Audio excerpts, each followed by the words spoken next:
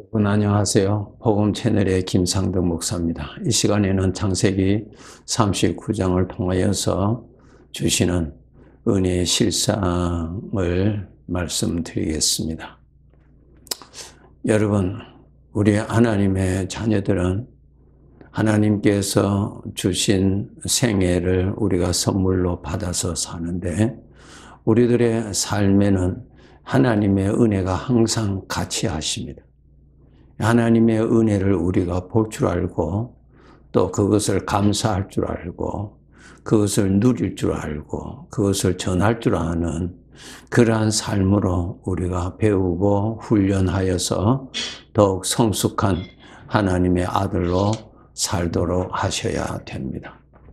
여러분, 성경을 읽으시면 창세기 1장부터 요한계시록 22장까지 하나님 말씀해 보시면은 그 주인이 하나님이십니다. 그 성경책에 수많은 사람들의 인물이 나타나죠. 그 사람들이 각각 자기 자신의 주인이 아닙니다. 하나님이 주인이세요. 창세기 1장이 얼마나 중요합니까? 하나님께서 주인이시라는 것을 가장 먼저 우리에게 알려주시고 그 다음 시작하십니다. 하나님이 주인이십니다. 그래서 성경 어느 곳을 펴든지 하나님이 주인으로서 기록되어 있습니다. 하나님께서 하나님의 뜻대로, 하나님이 기뻐하시는 대로 하나님이 주인으로 다 기록되어 있습니다. 아브라함과 이삭과 야곱과 요셉의 생애를 보시면은 주인이 저들이 아닙니다. 하나님이십니다. 하나님이세요. 그리고 때가 되면은 주인이 그 사람들을 불러 가십니다. 영원히 살 곳으로 불러 가십니다. 하나님이 주인이시죠? 그런데 우리가 살고 있는 이 사회는 여러분 TV를 한번 보시고 또 신문을 한번 읽어보세요. 그게 하나님이 없습니다. 주인이신 하나님이 없습니다. 하나님이 없어요, 여러분. 하나님이 없습니다. 사람이 주인이고요. 또 사람으로 인해서 일어난 어떤 사건이 주인입니다. 그래서 모든 것이 그 사람에게 생각을 두도록 그렇게 기록되어 있고, 그 사람으로 인해서 일어나는 그 사건에 사람들의 관심을 모으는, 그렇게 기록되어 있습니다. 평생 그렇게 살죠. 하나님이 주인이라는 것이 전혀 없습니다. 왜 그렇게 됐을까요? 사람에게 죄가 사람을 지배하기 때문에, 죄가 들어가면은 하나님이 없습니다. 하나님이 없어요. 저들의 생각에 하나님이 없습니다. 저들의 지식에도 하나님을 인정하지 않습니다. 하나님이 없습니다. 참 불쌍하죠. 저들이 하나님이 없다고 해서 계시는 하나님이 없는 것입니까? 아니죠. 하나님을 모릅니다. 하나님을 보지를 못하고 있는 것입니다. 로마서 1장 21절에 그 생각이 허망하여졌다 그랬어요. 사람의 이 구조가 죄로 인하여서 다 비정상으로 탈선됐다는 것입니다. 그렇기 때문에 하나님을 알지 못합니다. 그래서 이 사람들이 일평생 사는데 주인은 자기 자신이 주인공입니다. 자기 자신. 하나님이 없습니다. 참 불쌍하죠. 그러나 그 사람들에게 죽음은 옵니다. 죽음은 왜 옵니까? 본인은 살고 싶은데 주인공인 자기는 죽기를 싫어하고 살기를 더 원하는데 왜 죽습니까? 자기가 주인이 아니라는 것을 증거해 주는 사건이죠. 그런데 사람이 죽으면 그것으로 끝난다면 정말 다행이죠. 그런데 사람은 영원히 사는 영적인 존재입니다. 그것을 아셔야 됩니다. 우리 몸은 죽습니다. 그래서 이 죽은 몸은 땅에 묻어버리죠. 왜 죽었으니까? 이 몸은 죽어요. 이 몸이 죽지 나는 죽는 것이 아닙니다. 이것을 알아야 됩니다. 우리가 이 세상에 사는 날 동안 하나님께서 흙으로 지으신 이 몸을 한 벌 주셨어요. 이 몸 하나를 가지고 우리가 일평생 이 세상에서 삽니다. 그런데 이 몸은 우리가 어느 정도 쓰면은 그 다음 고장나게 되고 그 기능이 점점 약해지게 되고 그리고 결국은 이 몸의 기능은 멈추죠. 죽습니다. 그래서 썩어지고 없어지는 것입니다. 몸은 그렇습니다. 그러나 나라고 하는 나 자신은 영적인 존재라는 사실을 아셔야 됩니다. 영적인 존재입니다. 그렇기 때문에 우리가 이 세상을 살아갈 때에 자신의 주인을 아셔야 됩니다. 하나님을 모시고 살아야 됩니다. 내가 주인이 아니잖아요. 주인이 하나님이십니다. 그래서 우리 하나님의 백성들의 생각에 늘 여러분 말하는 것이나 생각하는 것이나 어린아이 같은 생각에서 벗어나셔야 됩니다. 어린아이 같다는 것은 세상적인 영향을 받아서 내가 주인이고 내 눈으로 보이는 것만 인정하고 보이지 아니하는 것은 인정치 아니하는 그러한 죄의 종이 가졌던 생각의 습관에서 벗어나셔야 됩니다. 우리는 하나님의 말씀을 통해서 하나님 살아계시는 내가 섬기는 하나님이 함께 계시는 것을 여러분이 아셔야 됩니다. 믿으셔야 됩니다. 의식하셔야 됩니다. 그리고 여러분의 삶에 하나님을 모시고 사셔야 됩니다. 이것을 여러분 훈련하셔야 됩니다.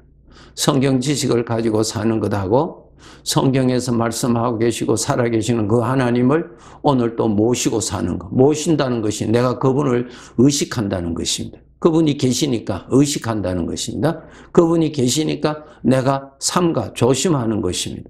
그분이 계시니까 내 뜻대로 내가 기대하는 것보다 완전하신 나를 구원하신 주님의 뜻이 이루어지는 것을 더 원하는 사람이 되는 것입니다.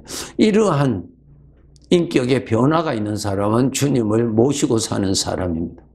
그런데 지식만 가지고 있는 사람은 전혀 내가 오늘 살아가는 데 있어서 주님에 대한 제재를 받지 않습니다. 내 마음대로입니다. 내가 좋아하는 대로. 내가 옳다고 하는 대로, 내가 선하다고 하는 대로 살아가는 것입니다. 여러분, 내가 선하다고 하는 대로 살아가는 거하고 주님께 순종하는 거하고는 완전히 다르지요. 내가 선하다고, 내가 좋다고 사는 것은 내가 하나님께 대해서 전혀 제재를 받지 않는 사람입니다. 하나님이 없으니까요. 교회 갔을 때는 주님이 계시는데 자신의 삶에는 주님을 모시지 않고 사는 사람입니다. 그냥 자기가 판단하고 주님께 순종하는 삶이 아니라 자기가 원하는 대로, 자기가 옳다 하는 대로 자기가 살아가는 것이죠. 그런 삶은 하나님이 없는 이 세상의 사람들도 얼마든지 그렇게 살아갑니다. 문제는 자신의 생각에, 자신의 판단에, 자신의 삶에 주인 되시는 주님을 의식하는 것입니다. 그분의 간섭을 받으셔야 됩니다. 여러분이 판단하실 때나, 여러분이 생각하실 때나, 여러분이 말할 때나 그분을 의식하셔야 됩니다. 그분의 제재를 받으셔야 됩니다. 무언가. 그것이 바로 주님을 모시고 사는 사람의 증거입니다. 우리는 이런 믿음을, 살아있는 믿음을 가지셔야 됩니다. 이사야서 41장 10절에 보시면 하나님께서 말씀하시기를 두려워하지 말라. 내가 너와 함께 함이라. 나의 의로운 오른손으로 너를 붙들리라. 그런 말씀을 하십니다. 그것은 무슨 말씀이에요? 내 인생의 삶에 친히 하나님이 함께 계신다는 것입니다. 친히 함께 계시고 친히 일을 하신다는 것입니다. 그래서 우리가 살아가는데 주님을 여러분 모시고 사셔야 됩니다. 주님이 나의 구원이세요. 주님이 나의 행복이세요. 주님이 나의 소원이세요. 주님이 나의 영광이 있습니다. 이것을 여러분이 깨달으셔야 됩니다. 주님의 자리에 나를 두고 주님의 자리에 세상의 것을 두고 살면은 여러분 멸망합니다. 안 됩니다, 여러분. 큰일 납니다.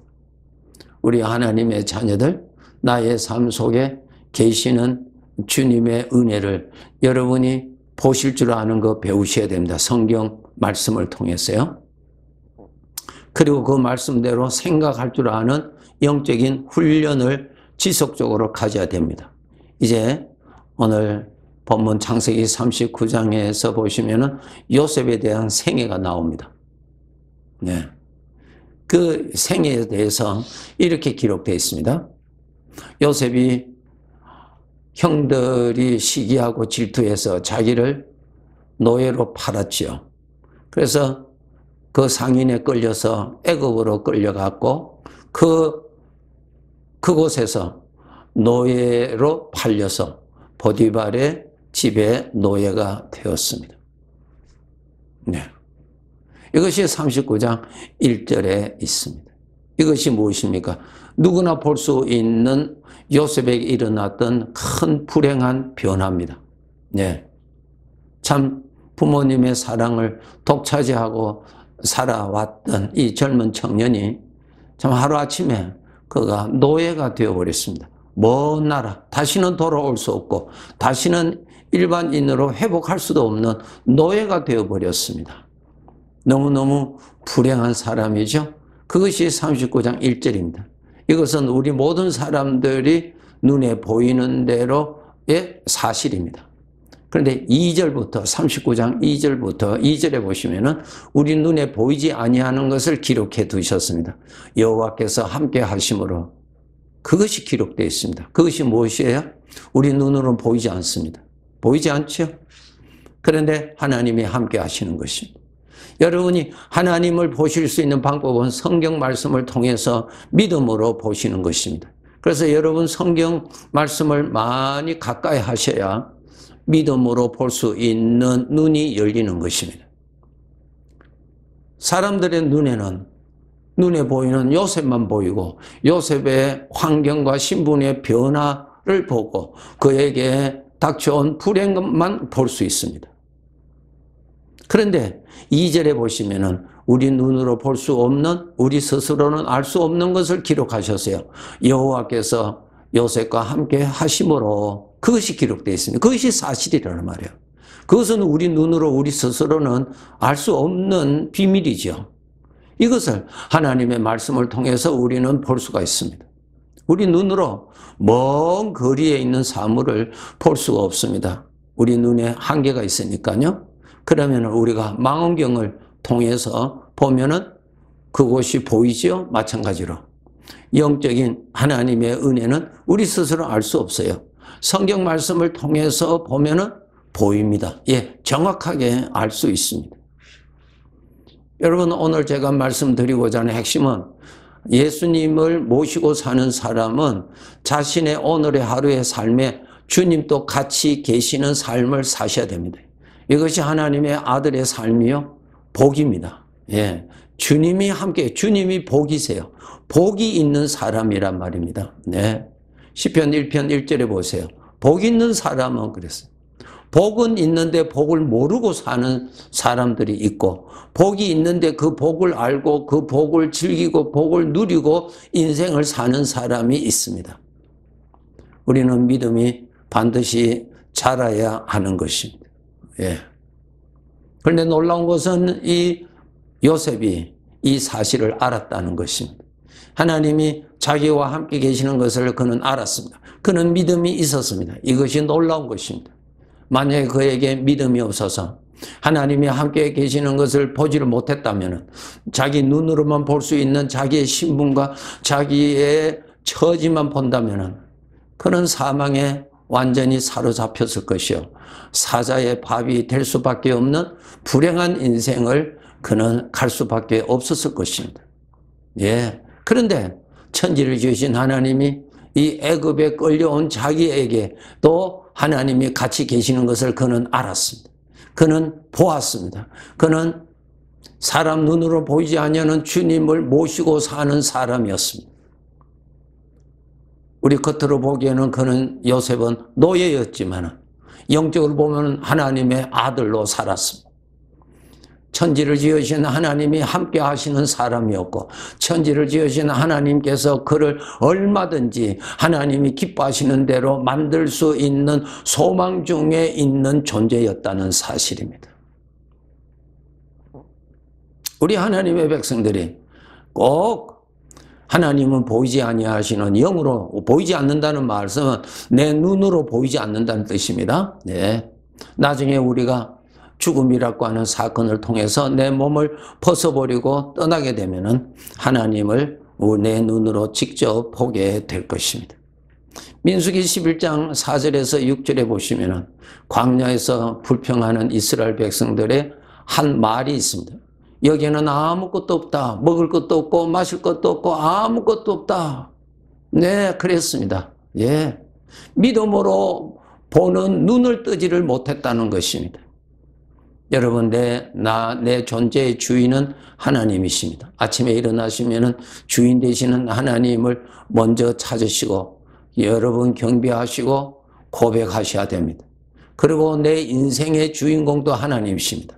내 뜻대로 인생이 가는 것 아니에요. 예. 물론 우리가 나름대로 소원을 가지고 있지만은 전국적으로는 자기 뜻대로 인생이 펼쳐지는 것이 절대로 아닙니다. 주인은 따로 계십니다. 하나님이 주인이십니다. 예. 그 하나님이 나의 아버지시라고요. 예. 오늘 본문 39장 3절에 보시면은 그의 주인이 여호와께서 그와 함께 하심을 보았다. 보디발이 눈에 보이는 요셉을 통해서 보이지 아니하는 하나님이 함께 계신 것을 보았다는 것입니다. 놀라운 증거지요. 예, 맞습니다. 예. 우리는 하나님의 말씀을 통하여서 주님이 오늘 하루의 삶에도 같이 계시는 것을 여러분이 아셔야 됩니다. 주님이 보이지 아니하는 주님의 은혜의 손길이 나타나시는 것을 감지할 줄 알아야 됩니다. 그리고 그것을 거둘 줄 알아야 됩니다. 그것을 여러분 감사할 줄 알아야 됩니다. 그렇게 나타나시는 주님께 마음을 열어서 주님을 경외하는 마음으로 주님과 함께 계셔야 하는 것입니다. 고린도후서 4장 18절에 보시면 우리가 주목하는 것은 보이는 것이 아니요 보이지 아니하는 것이라 그랬어요. 예, 하나님은 이 눈으로 보이시는 분이 아니십니다.